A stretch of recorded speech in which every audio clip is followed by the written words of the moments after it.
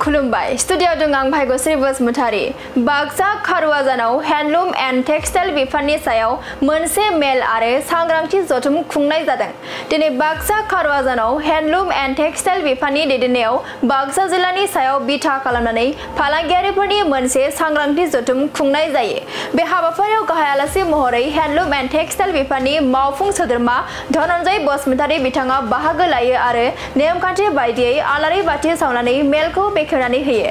दिनैनि बे सावराय मेलखौ फालांगियारि सुबुंफोरजों बिथांमोननि जेंनाफोरखौ बुजिनो आरो जीआई टेगिंनि सोमोन्दै सांग्रांथि लाबोनो थाखाय खुंनाय जादों।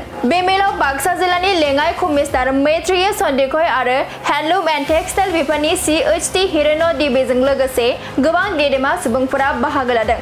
मावफुं सोद्रोमा धनन्जय बसुमतारी बिथाङा बे हाबाफारियाव बाहागो लानानै प्रमद बर'नि दैदेननायाव गासैबो बिथिङाव दावगागासिनो दं आरो फैबाय थानाय बिसायख'थियाव UPPL दोलोआनो देरहानानै प्रमद बर'नि जोहै सरकार गायसनगोन होननानै खौरांगिरिनि गेजेरजों फोरमायो। दानिया फैदो धनन्जय बसुमतारी बिथाङा बे हाबाफारियाव बाहागो लानानै आरोबाव मा बाथ्रा फोरमायखो जों आबुङै खोनासंनि। আমাৰ এণ্টাৰপ্ৰেনিয়ৰ পিড আছিলে আজি তাৰ লগতে এৱাৰনেছো আছে। আমি মেইনলি এটা কথা সুধিছোঁ তেওঁলোকৰ তাত যে আমি পৰিৱৰ্তনৰ নামত আমাৰ পৰিৱৰ্তন চৰকাৰ আনিলোঁ। এই পৰিৱৰ্তন শ্লোগান দি পেলাই আমি চৰকাৰখন কৰিলোঁ। আমি শিপিনীসকলক পৰিৱৰ্তন কৰিব পাৰিছোঁ পৰা নাই।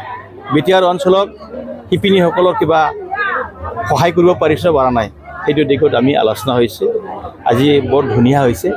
আমাৰ বাহিৰৰ পৰা আমাৰ ডিজাইনাৰ আহিছে, ৰিচৰ্চ পাৰ্চন আহিছে। তেওঁলোকে আমাৰ উইভাৰ্ছসকলৰ লগত কথা পাতিছে। কেনেকৈ পাইছে, কি পাইছে, BTC চৰকাৰে কি সহায় পাইছে, BTC চৰকাৰৰ তাত কি কি আঁচনি আছে, এইবোৰ আঁচনি আপোনালোকে পাইছে না পোৱা নাই, এইবোৰ কঠোৰ বস্তুৰ পৰা আমি আলোচনা হৈছে। আৰু তেওঁলোকে আজিৰ পৰা এটা ভাল এটা সাহস, বুকৰ এটা সাহস বান্ধি পেলাই তেওঁলোকে আজি আমাৰ আগত কথা দিছে। আমি কোনো বছৰে কোনো দিনো তেনেকুৱা আমি প্ৰগ্ৰাম পোৱা নাছিলোঁ, এনেকুৱা সাহস আমাক দিয়া নাছিলে, এনেকুৱা আমাক মানে ট্ৰেইনিঙৰ নিচিনা এটা পৰামৰ্শ কোনেও দিয়া নাছিলে। কিন্তু এইবেলি আমাক এটা সাহস দিছে, এটা ট্ৰেইনিং দিছে। আমি আজিৰ পৰাই মানে আমি এজন ভাল এণ্টাৰপ্ৰেনিয়াৰ হোৱাৰ কাৰণে চেষ্টা কৰিম বুলি তেওঁলোকে আমাক কথা দিছে। 5 বছৰ এই ডিপাৰ্টমেণ্টটো আপোনাৰ হাতত থাকিল, আপুনি কেনেধৰণে ছেটিছফাইড? মই প্ৰথম যেতিয়া নেকি চৰকাৰত আহিছিলে, চৰকাৰৰ দায়িত্ব লোৱাৰ পাছৰ পৰাই মই বহুত এটা চিন্তাত পৰিছিলোঁ। যি ধৰণে আনডিচিপ্লিন হিচাপে মানে ডিপাৰ্টমেণ্টটো চলি আছিলে, এই আনডিচিপ্লিন ডিপাৰ্টমেণ্ট চলি থকা ডিপাৰ্টমেণ্টটো কেনেকৈ ডিচিপ্লিনত আনিব পৰা যায় সেইটো বহুত চিন্তা কৰিবলগীয়া হৈছিল। মোৰ কাৰণে এটা বিগ চেলেঞ্জ হৈছিল, এইটো বৰ ডাঙৰ এটা চেলেঞ্জ আছিলে। তথাপিও মোৰ মানে যিমানবোৰ অফিচাৰ্ছ আছে, CHD আছে, তেওঁলোকক লৈ পেলাই আমাৰ BTRৰ চিফ সন্মানীয় প্ৰমোদ বড়ো ডাঙৰীয়া দেৱৰ উপদেশ হিচাপে আমি গোটেই মানে বড়োলেণ্ডৰ আমাৰ হেণ্ডলুম এণ্ড টেক্সটাইল ডিপাৰ্টমেণ্টৰ যিমান অফিচাৰ্ছ আছে তেওঁলোকক লৈ আমি বহিলোঁ আৰু আমি গাঁৱত গৈছোঁ। গাঁৱত গৈ পেলাই সুধিছোঁ আপোনালোকক কি লাগে নালাগে, কি সুবিধা কি কৰিলে ভাল হ'ব। এই আমাৰ 35 লক্ষ জনসাধাৰণৰ মাজত আমি মিলি পেলাই তেওঁলোকে এটা পৰামৰ্শ কৰিছিল আমাক যে আপোনালোকে হেণ্ডলুম এণ্ড টেক্সটাইল ডিপাৰ্টমেণ্টক একদম আমাক ভালকৈ মানে এটা সুবিধা দিয়ক। তেনেকুৱা ৰাইজে আমাক এটা ৰিকুৱেষ্ট কৰিছিলে। আৰু লগে লগে আমাৰ BTRৰ চিফ সন্মানীয় প্ৰমোদ বড়ো ডাঙৰীয়া দেৱে এটা চিন্তা কৰিলে যে বড়োলেণ্ড হেণ্ডলুম মিছন নামেৰে এটা ফ্লেগশ্বিপ আঁচনি অলৰেডি লঞ্চ কৰা হ'ল। এই বড়োলেণ্ড হেণ্ডলুম মিছনৰ দ্বাৰা গোটেই 40টা সমষ্টিত আমাৰ বিভিন্ন মানে জেগাত অলৰেডি ক্লাষ্টাৰ কৰা কমপ্লিট হৈছে। এই ক্লাষ্টাৰৰ দ্বাৰা বহুত শিপিনীসকলে উপকৃত হৈছে। যিহেতু নিৰ্বাচন আহি আছে, আপোনাৰ কেনেকুৱা পৰিকল্পনা? সেইটো অৱশ্যে আজি ৰাজনীতিৰ কথা নহয়। আপুনি এই ডিপাৰ্টমেণ্টে পুনৰ বিচাৰিবনে যদি আপুনি EM হয়? সেইটোতো হাইকমাণ্ডৰ কথা, সেইটো হাইকমাণ্ডৰ কথা। আগে আমি চৰকাৰৰ আহিব লাগিব। চৰকাৰৰ অহাৰ পাছত আমাৰ হাইকমাণ্ড আছে, হাইকমাণ্ডে কাক EM দিয়ে নিদিয়ে না MCLA ৰাখে, সেইটো পিছৰ কথা। কিন্তু এটা কথা আমি ক'ব পাৰোঁ দাঁতিকে, এইবেলি আমাৰ BTRত UPPL চৰকাৰ আহিব।